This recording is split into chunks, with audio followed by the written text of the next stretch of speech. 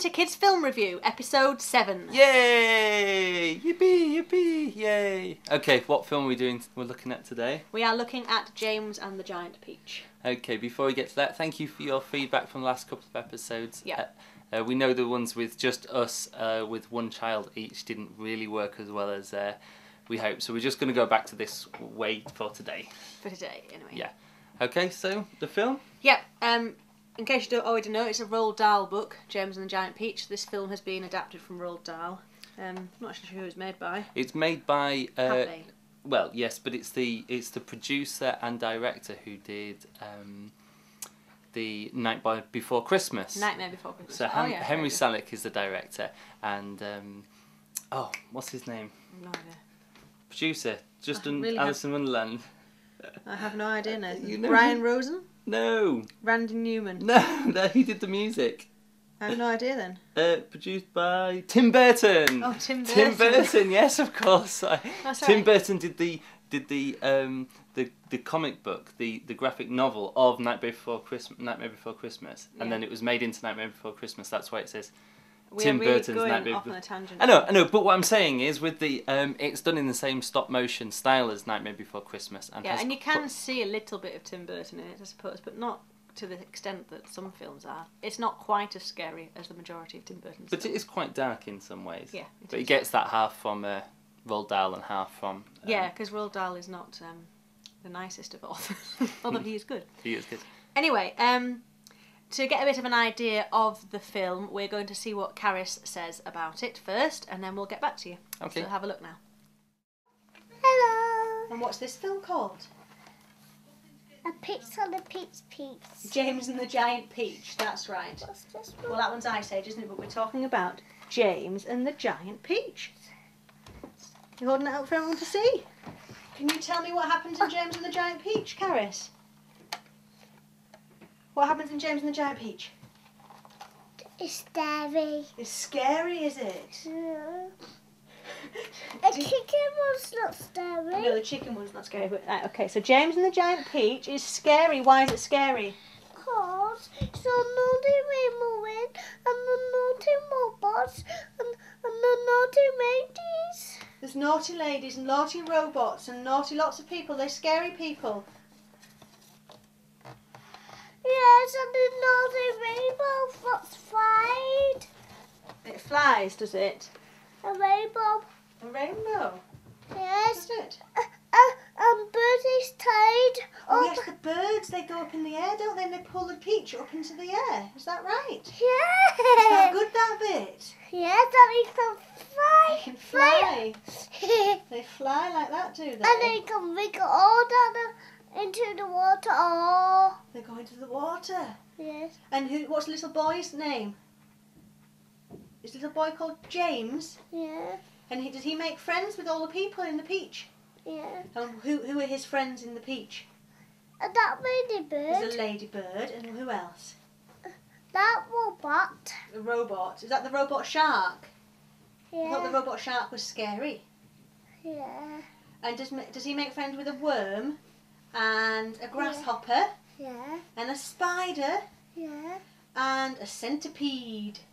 A A centipede. centipede. And what does the centipede have? Does he have lots of legs? Yeah. And he wiggles them like that, doesn't he? That's good. And they have lots of adventures on the peach, don't they? Yes, a long a girl and who can dance like this. He can dance like that, can he? So do you like James and the Giant Peach? Yes. Is it a nice film? No,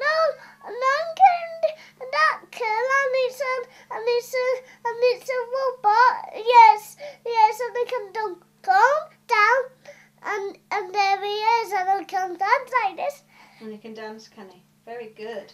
So you like watching it even though there's scary bits? Yeah. Yeah, would you watch it again? No. You wouldn't? I think you would. I think you liked it. You did, didn't you? Anything else you want to say? No. No. You can say goodbye then.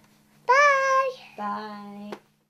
Right, so there you are. You've seen what Carrie said about it, and she's definitely scared, as you can see.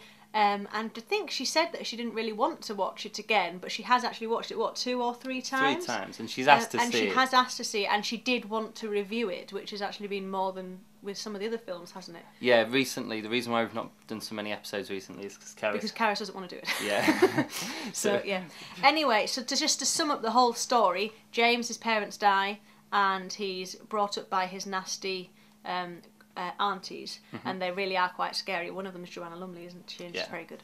And anyway, he gets some magic beanie worm things. And from Pete Postlethwaite. From Pete Postlethwaite's character.